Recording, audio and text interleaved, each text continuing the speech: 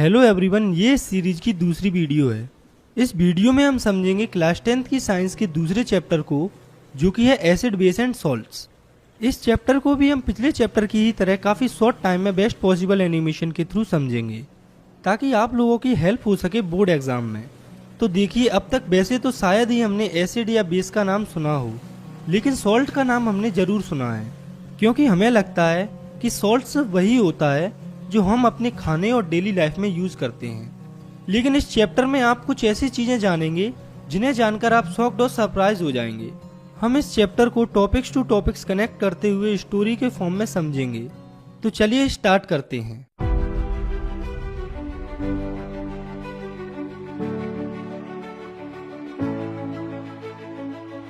तो सबसे पहले हम समझते हैं एसिड्स के बारे में।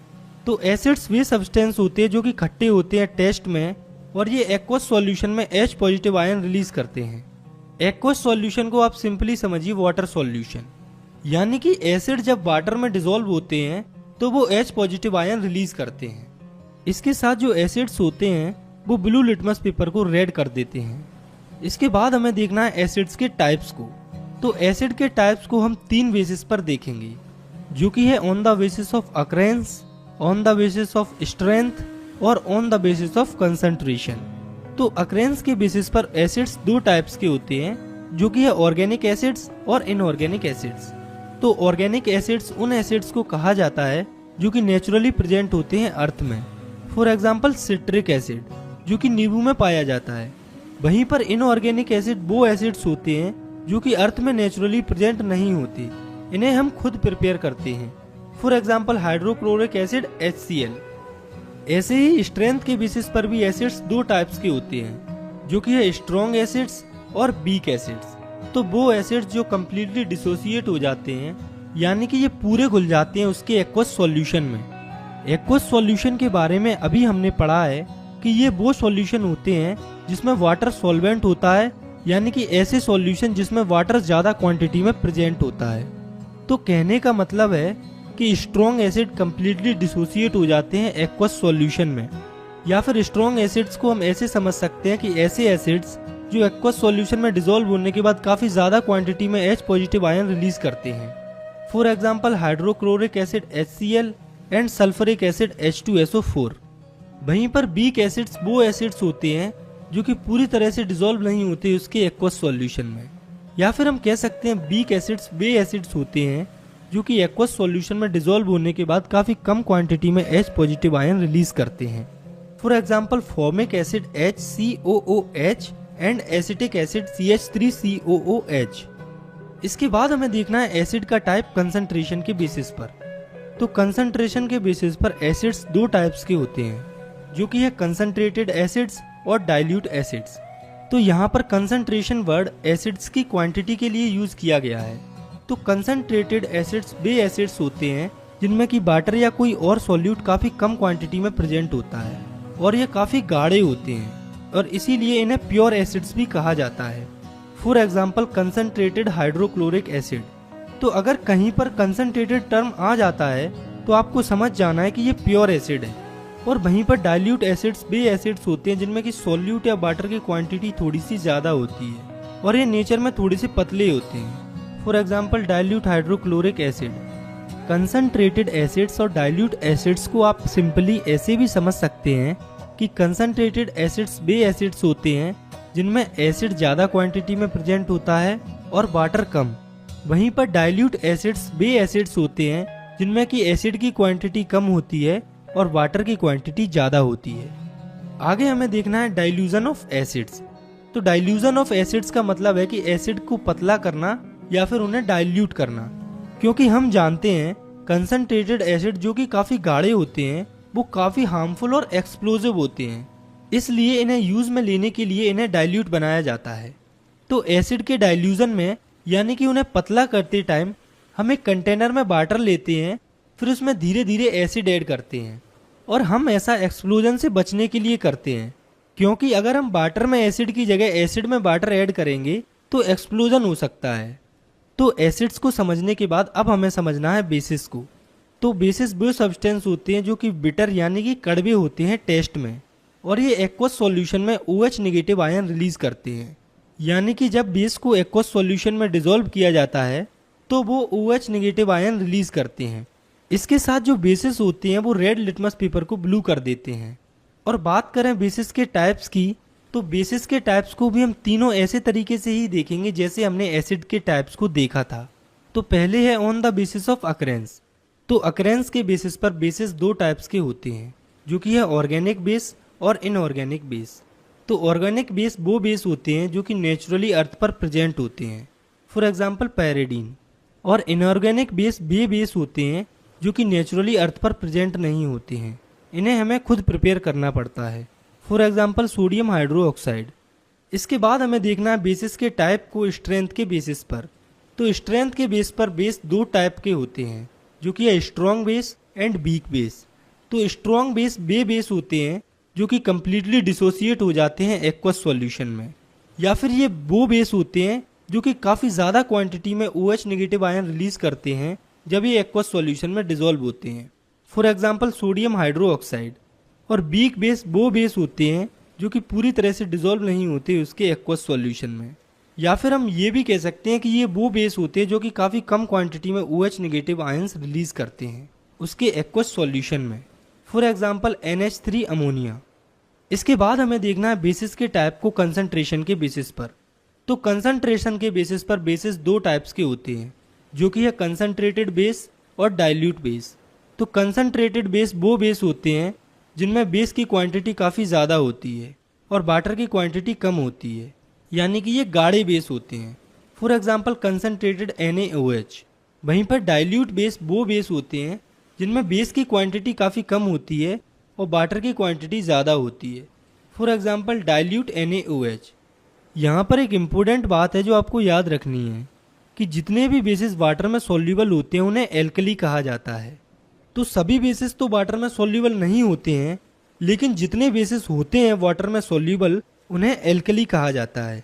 इसका मतलब ये है कि सभी एल्कली बेस होते हैं लेकिन सभी बेसिस एल्कली नहीं होते हैं। और ये आपको याद रखना है, ये कई बार एग्जाम में पूछा जा चुका है। तो एसिड और बेस की प्रॉपर्टीज और टाइप्स तो हमने समझ ली। अब हमें ये देखना है कि हमें कैसे पता चलेगा कि पर्टिकुलर कंपाउंड एसिड है या बेस है। तो ये हमें पता चलता है इंडिकेटर्स की हेल्प से। तो इंडिकेटर्स ऐसे केमिकल सब्सटेंस होते हैं जो कि हमें बताते हैं कि जो सब्सटेंस हम टेस्ट कर रहे हैं वो एसिड है या बेस है, खुद अपने कलर या स्मेल में चेंज करके। ये जो इंडिकेटर्स होते हैं वो मेनली तीन टाइप्स के होते हैं जिन्हें हमें देखना है। तो पहले है नेचुरल इंडिकेटर्स। तो इनका हमें नाम से ही पता चल रहा है कि ये वो इंडिकेटर्स होते हैं जो कि नेचर में डायरेक्टली प्रेजेंट होते हैं, for example litmus, turmeric, ETC। तो जब लिटमस एसिड के कांटेक्ट में आता है तो वो रेड हो जाता है, और जब ये लिटमस बेस के कांटेक्ट में आता है तो ये ब्लू हो जाता है। और ऐसे ही जब टर्मरिक एसिड के कांटेक्ट में आती है तो वो येलो की येलो रहती है, और वहीं पर जब ये बेस के कांटेक्ट में आ जाती है तब ये रेड हो जाती है। इसके बाद इंडिकेटर्स का दूसरा टाइप है सिंथेटिक इंडिकेटर्स। तो ये वो इंडिकेटर्स होते हैं जो कि नेचर में नेचुरली प्रेजेंट नहीं होते हैं, हमें इन्हें खुद प्रिपेयर करना पड़ता है, for example methyl orange and phenolphthalein. तो ये जो मिथाइल ऑरेंज होता है वो ऑरेंज कलर का होता है, और जब भी ये एसिड के कांटेक्ट में आता है तो ये रेड हो जाता है, और जब ये बेस के कांटेक्ट में आता है तब ये येलो हो जाता है। और ऐसे ही जो फिनोफ्थलीन होता है वो कलरलेस होता है, और जब ये एसिड के कांटेक्ट में आता है तब ये कलरलेस ही रहता है, और वहीं पर जब ये बेस के कांटेक्ट में आता है तो ये पिंक कलर का हो जाता है। इसके बाद तीसरे टाइप के इंडिकेटर्स हैं ऑल्फैक्टरी इंडिकेटर्स। तो ये ऐसे इंडिकेटर्स होते हैं जो कि हमें अपनी स्मेल की हेल्प से बताते हैं कि ये सब्सटेंस एसिडिक है या बेसिक, या फिर हम कह सकते हैं ये वो इंडिकेटर्स होते हैं जिनकी स्मेल डिफरेंटली चेंज होती है एसिड और बेस के साथ, for example onion and vanilla essence. तो ऑनियन और वनीला एसेंस की अपनी अपनी नेचुरल स्मेल होती है। तो एसिड्स में जो ऑनियन की स्मेल है वो वैसी की वैसी रहती है, लेकिन बेसिक मीडियम में ऑनियन की जो स्मेल है वो गायब हो जाती है। ऐसे ही वनीला एसेंस की भी स्मेल एसिड के साथ जैसी की जैसी रहती है, सेम टू सेम, लेकिन बेसिस के साथ वो स्मेल नहीं आती है। तो एसिड बेस के टाइप और इंडिकेटर्स को समझने के बाद अब हमें देखना है एसिड और बेस की केमिकल प्रॉपर्टीज को। तो इनकी पहली रिएक्शन है रिएक्शन विथ मेटल्स। तो पहले हमें देखना है एसिड की रिएक्शन मेटल्स के साथ। तो जो एसिड्स होते हैं वो मेटल के साथ रिएक्ट करके सॉल्ट और हाइड्रोजन गैस फॉर्म करते हैं। For example hydrochloric acid plus zinc gives zinc chloride and H2 gas. तो आप इस रिएक्शन में देखिए HCl जो कि एक एसिड है वो मेटल के साथ रिएक्ट करके जिंक क्लोराइड जो कि एक सॉल्ट होता है उसे फॉर्म कर रहा है और साथ में हाइड्रोजन गैस रिलीज हो रही है। एसिड की ही तरह जो बेस होते हैं वो भी मेटल के साथ रिएक्ट करके सॉल्ट और हाइड्रोजन गैस फॉर्म करते हैं। फॉर एग्जाम्पल सोडियम हाइड्रोक्साइड जो कि एक बेस होता है, जब वो रिएक्ट करता है जिंक के साथ तो सोडियम जिंकेट जो कि एक सॉल्ट होता है वो फॉर्म होता है और साथ में हाइड्रोजन गैस रिलीज होती है, जैसा कि आप इस रिएक्शन में देख सकते हैं। तो ये तो हमने देख लिया कि एसिड या बेस से रिएक्ट करने पर मेटल में सॉल्ट और हाइड्रोजन गैस फॉर्म होती है, लेकिन हम ये पता कैसे लगाएंगे कि इस रिएक्शन में हाइड्रोजन भी फॉर्म हो रही है, यानी कि हम हाइड्रोजन की टेस्टिंग कैसे करेंगे। तो ये जो हाइड्रोजन गैस रिलीज हो रही है इसका हम पता लगा सकते हैं बर्निंग कैंडल को हाइड्रोजन के पास लाके। जब बर्निंग कैंडल को हाइड्रोजन के पास लाया जाता है तो वो पॉप साउंड के साथ फट जाती है और हमें पता चल जाता है कि यहाँ पर हाइड्रोजन रिलीज हो रही है। इसके बाद है दूसरी केमिकल रिएक्शन जो कि है reaction with metal carbonates and metal hydrogen carbonate. तो जो एसिड्स होते हैं वो मेटल कार्बोनेट और मेटल हाइड्रोजन कार्बोनेट दोनों के ही साथ रिएक्ट करके सॉल्ट, कार्बन डाइऑक्साइड और वाटर फॉर्म करते हैं। इनके एग्जाम्पल्स भी हम देख लेते हैं। तो जब हाइड्रोक्लोरिक एसिड रिएक्ट करता है सोडियम कार्बोनेट से जो कि एक मेटल कार्बोनेट होता है तो NaCl सॉल्ट, कार्बन डाइऑक्साइड और वाटर हमें फॉर्म होते हुए दिखता है, जैसा कि आप इस रिएक्शन में देख सकते हैं। और ऐसे ही आप इस रिएक्शन को भी देखिए, इसमें हाइड्रोक्लोरिक एसिड रिएक्ट कर रहा है सोडियम हाइड्रोजन कार्बोनेट से जो कि एक मेटल हाइड्रोजन कार्बोनेट है। तो इस रिएक्शन में NaCl जो कि एक सॉल्ट है, कार्बन डाइऑक्साइड और H2O फॉर्म हो रहा है। तो आप देख सकते हैं कि एसिड्स मेटल कार्बोनेट और मेटल हाइड्रोजन कार्बोनेट दोनों के ही साथ सॉल्ट, कार्बन डाइऑक्साइड और वाटर फॉर्म करते हैं। तो एसिड्स की रिएक्शन तो आपने देख ली है मेटल कार्बोनेट और मेटल हाइड्रोजन कार्बोनेट्स के साथ, लेकिन जो बेस होते हैं वो रिएक्ट नहीं करते हैं मेटल कार्बोनेट और मेटल हाइड्रोजन कार्बोनेट्स के साथ। तो इस रिएक्शन में हमने देखा कि कार्बन डाइऑक्साइड गैस फॉर्म हो रही है। तो अब हम ये देखेंगे कि हमें कैसे पता चलता है कि यहाँ पर CO2 गैस निकल रही है। तो इसके लिए भी हम एक टेस्ट करते हैं जो कि है CO2 टेस्ट, जिसे लाइम वाटर टेस्ट भी कहा जाता है। तो इस टेस्ट में हम कार्बन डाइऑक्साइड गैस को लाइम वाटर जो कि होता है CaOH का होल ट्वाइस 2 उससे पास कराते हैं। तो आप देखिए जब लाइम वाटर से जो कि कलरलेस होता है उससे CO2 गैस पास होती है तो CaCO3 फॉर्म होता है जिसकी मिल्की अपीयरेंस होती है। फिर इस CaCO3 से जो कि एक वाइट प्रेसिपिटेट होता है उससे जब एक्सेस CO2 पास होती है तो ये CaCO3 यानी कि कैल्शियम कार्बोनेट कैल्शियम बाइकार्बोनेट में कन्वर्ट हो जाता है जो कि एक कलरलेस सॉल्यूशन होता है। और एक्सेस CO2 के पास होने से कैल्शियम कार्बोनेट की मिल्कीनेस गायब हो जाती है। तो आप देखिए इस रिएक्शन में लाइम वाटर जो कि कलरलेस होता है उससे CO2 पास होती है तो वो CaCO3 में कन्वर्ट हो जाता है जिसकी अपीयरेंस वाइट मिल्की होती है। फिर जब इस CaCO3 से एक्सेस CO2 पास होती है तो ये कैल्शियम कार्बोनेट में कन्वर्ट हो जाता है जो कि कलरलेस होता है। तो इससे हमें पता चलता है कि यहाँ पर इस रिएक्शन में CO2 पास हो रही है। इसके बाद अगली केमिकल रिएक्शन है reaction of acid and base with each other, यानी कि एसिड और बेस की आपस में रिएक्शन। तो जब एसिड और बेस आपस में रिएक्ट करते हैं तब सॉल्ट और वाटर फॉर्म होता है। फॉर एग्जाम्पल जब हाइड्रोक्लोरिक एसिड और सोडियम हाइड्रोक्साइड की आपस में रिएक्शन होती है तो NaCl सॉल्ट फॉर्म होता है, साथ में वाटर भी रिलीज होता है। और ये जो रिएक्शन होती है एसिड और बेस की आपस में सॉल्ट और वाटर फॉर्म करने के लिए इसे न्यूट्रलाइजेशन रिएक्शन कहा जाता है। और इस रिएक्शन में H पॉजिटिव और OH नेगेटिव आयंस इन्वॉल्व होते हैं वाटर की फॉर्मेशन में। इसके बाद अगली केमिकल रिएक्शन है reaction of metallic oxide with acids, यानी कि मेटल ऑक्साइड्स की रिएक्शन एसिड्स के साथ। तो ये जो मेटल की ऑक्साइड्स होती हैं वो बेसिक होती है नेचर में।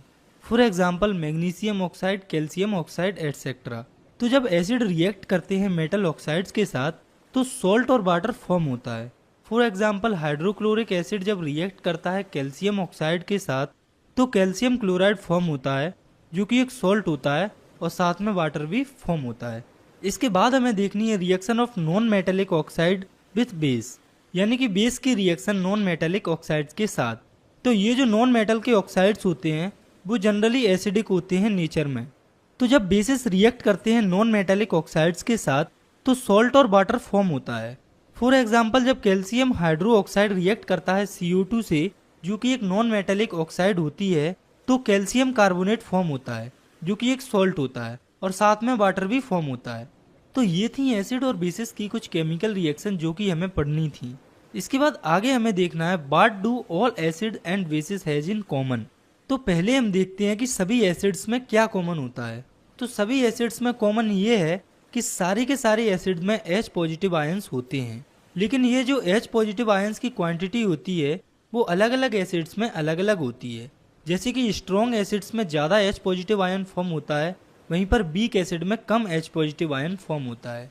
इसके साथ ये जो H पॉजिटिव आयन होता है यही रिस्पॉन्सिबल होता है एसिड के अंदर एसिडिक प्रॉपर्टीज़ के लिए। तो ये थी एसिड्स की सभी कॉमन चीज़ें। इसके बाद हमें देखनी है सभी बेसिस की कॉमन चीज़ें। जैसे सभी एसिड में H पॉजिटिव आयंस होते हैं वैसे ही सभी बेसिस में OH नेगेटिव आयंस होते हैं, लेकिन ये जो OH नेगेटिव आयंस की क्वांटिटी होती है वो अलग अलग होती है अलग अलग बेसिस में।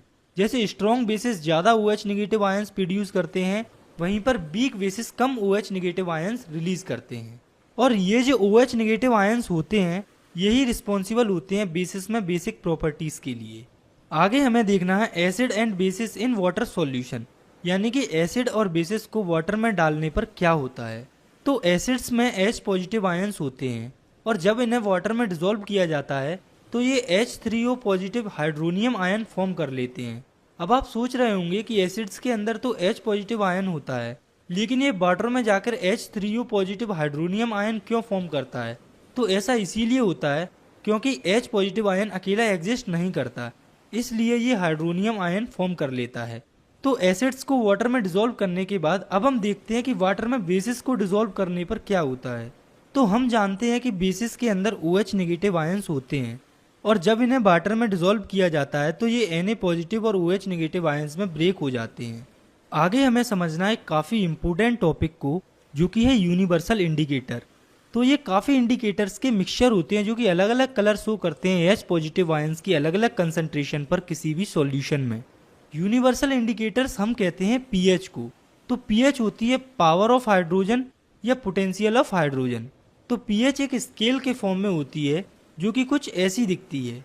pH स्केल में 1 से 14 तक नंबरिंग होती है और इस नंबरिंग की हेल्प से हम बता सकते हैं या पता लगा सकते हैं कि कोई भी सब्सटेंस एसिडिक है या बेसिक है या फिर सॉल्ट है। तो अगर किसी सब्सटेंस की pH वैल्यू 7 से कम है तो वो एसिडिक होता है, और अगर किसी सब्सटेंस की pH वैल्यू 7 से ज़्यादा होती है तो वो बेसिक होता है। वहीं पर अगर किसी सब्सटेंस की pH वैल्यू एग्जैक्टली 7 होती है तो वो सब्सटेंस न्यूट्रल या फिर सॉल्ट होता है। इसके साथ pH स्केल अलग अलग नंबर्स के लिए अलग अलग कलर शो करती है। यहाँ पर एक इम्पोर्टेंट बात जो आपको याद रखनी है कि किसी सब्सटेंस की pH वैल्यू जितनी कम होगी वो उतना ही स्ट्रॉन्ग एसिड होगा और वो उतना ही ज़्यादा रेड कलर शो करेगा। वहीं पर अगर किसी सब्सटेंस की pH वैल्यू जितनी ज़्यादा होगी तो वो सब्सटेंस उतना ही स्ट्रॉन्ग बेस होगा और वो उतना ही ज़्यादा डार्क ब्लू कलर शो करेगा। इसे हम और भी सिंपल तरीके से समझ सकते हैं कि जैसे अगर किसी सब्सटेंस की pH वैल्यू 1 से 3 के बीच में होगी तो वो स्ट्रॉन्ग एसिड होगा और उसका कलर रेड होगा, और अगर किसी सब्सटेंस की pH वैल्यू 3 से 6 के बीच में होती है तो वो वीक एसिड होता है और उसका कलर ऑरेंज या येलो के बीच में होता है। और अगर किसी सब्सटेंस की pH वैल्यू एग्जैक्टली 7 होती है तो वो न्यूट्रल होता है, यानी कि सॉल्ट होता है। pH स्केल में उसका कलर ग्रीन होता है। और ऐसे ही अगर किसी सब्सटेंस की pH वैल्यू 8 से 11 के बीच में होती है तो वो वीक बेस होता है और pH स्केल में उसका नॉर्मल ब्लू कलर आता है। वहीं पर अगर किसी सब्सटेंस की pH वैल्यू 11 से 14 के बीच में होती है तो वो स्ट्रॉन्ग बेस होता है और उनका कलर डार्क ब्लू या वॉयलेट टाइप का होता है। तो हमने pH स्केल और उसकी वर्किंग को अच्छे से समझ लिया है कि pH स्केल की हेल्प से हम कैसे पता लगा सकते हैं कि कोई भी सब्सटेंस एसिड है, बेस है या सॉल्ट है, या फिर वो स्ट्रॉन्ग एसिड है, वीक बेस है।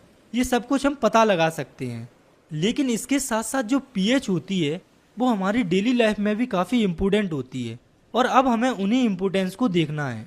तो इसमें पहली इम्पोर्टेंस है, our body works effectively between the pH 7 to 7.8, यानी कि जो हमारी ह्यूमन बॉडी होती है वो इफेक्टिवली काम करती है जब बॉडी की पीएच 7 से 7.8 के बीच में होती है, और जब भी इस पीएच में कुछ भी चेंज आता है तो हमारी बॉडी इफेक्टिवली काम नहीं करती। अगली है, pH of rain less than 5.6 is called acid rain. तो जब भी रेन वाटर का पीएच 5.6 से कम होता है तो उसे एसिड रेन कहा जाता है, जिससे वाटर खराब हो जाता है। तो हम पीएच के हेल्प से पता लगा सकते हैं कि वाटर कंटामिनेटेड है या नहीं। पीएच की तीसरी इंपोर्टेंस है, tooth decay starts when pH of mouth become less than 5.5, यानी कि जब हमारे माउथ की पीएच 5.5 से कम हो जाती है तो हमारे दांत खराब होना शुरू हो जाते हैं।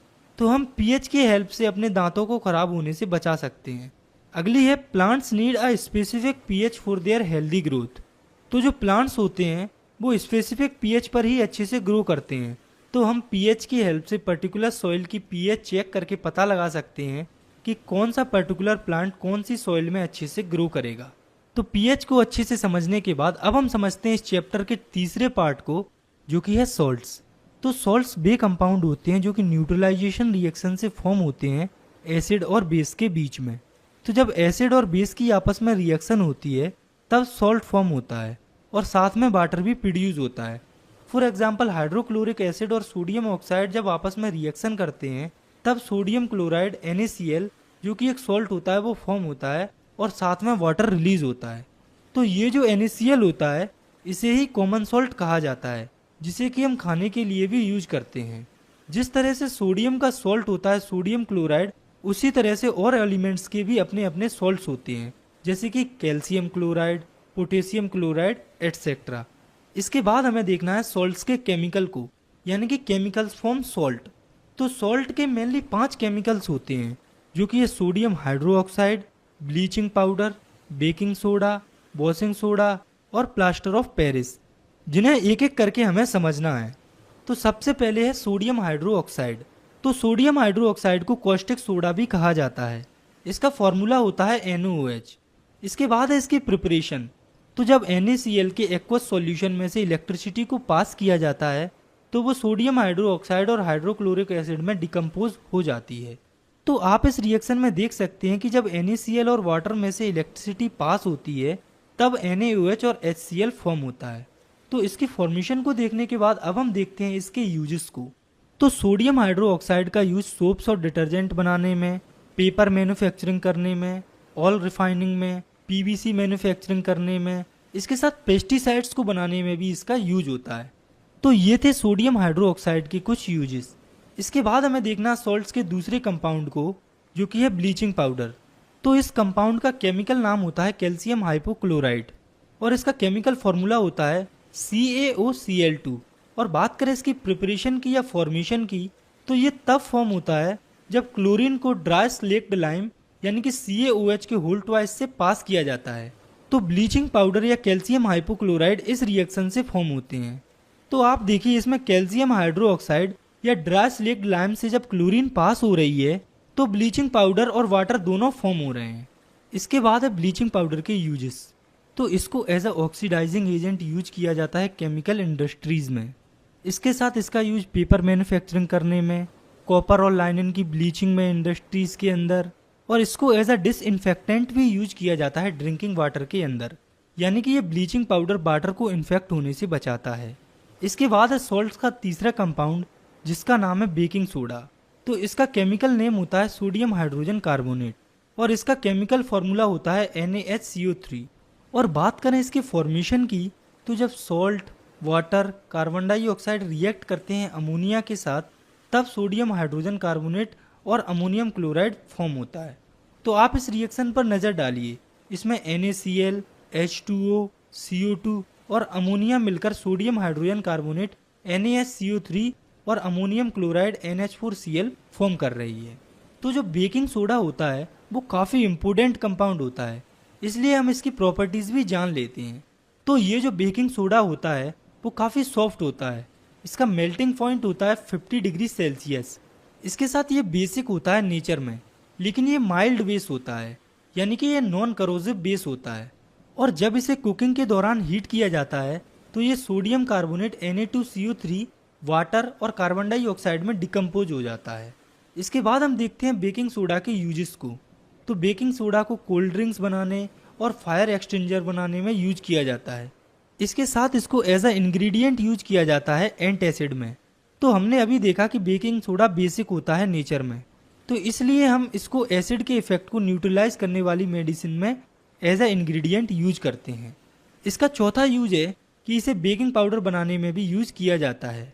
ये बेकिंग पाउडर भी एक इम्पोर्टेंट कंपाउंड होता है, लेकिन अभी हम इसकी डिटेलिंग में नहीं जाएंगे, बस इतना देखेंगे कि ये फॉर्म कैसे होता है। तो जब भी बेकिंग सोडा में टार्टरिक एसिड को ऐड किया जाता है तो वो बेकिंग पाउडर में कन्वर्ट हो जाता है, और इस बेकिंग पाउडर का यूज ब्रेड्स और केक्स को सॉफ्ट एंड स्पॉन्जी बनाने में होता है। इसके बाद है सॉल्ट्स का चौथा केमिकल, जो कि है वॉशिंग सोडा। तो वॉशिंग सोडा का केमिकल फॉर्मूला होता है Na2CO3 10H2O, मतलब कि sodium carbonate with 10 molecules of water.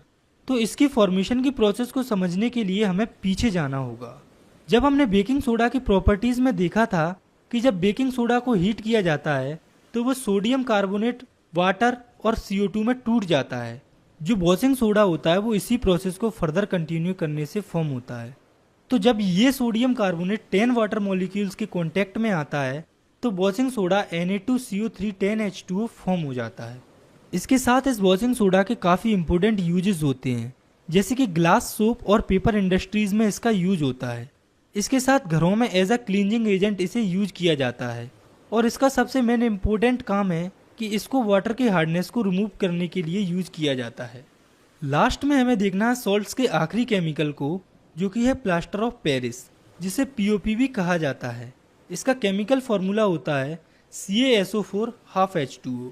तो जब जिप्सम को 100 डिग्री सेल्सियस पर हीट किया जाता है तो ये वाटर मॉलिक्यूल को लूज करता है और POP में कन्वर्ट हो जाता है। तो जिप्सम का फॉर्मूला होता है CaSO4 2H2O।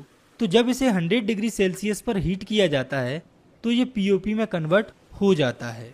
इसके बाद बात करें इसके यूजेस की, तो इसको सरफेस को स्मूथ बनाने में यूज किया जाता है। आपने अक्सर देखा होगा कि हम दीवारों पर पुटिंग करवाते हैं, तो वो पुटिंग में कुछ और नहीं बल्कि POP ही होती है। इसके अलावा इसको खिलौने, मूर्तियाँ, डेकोरेशन मटेरियल बनाने में यूज किया जाता है।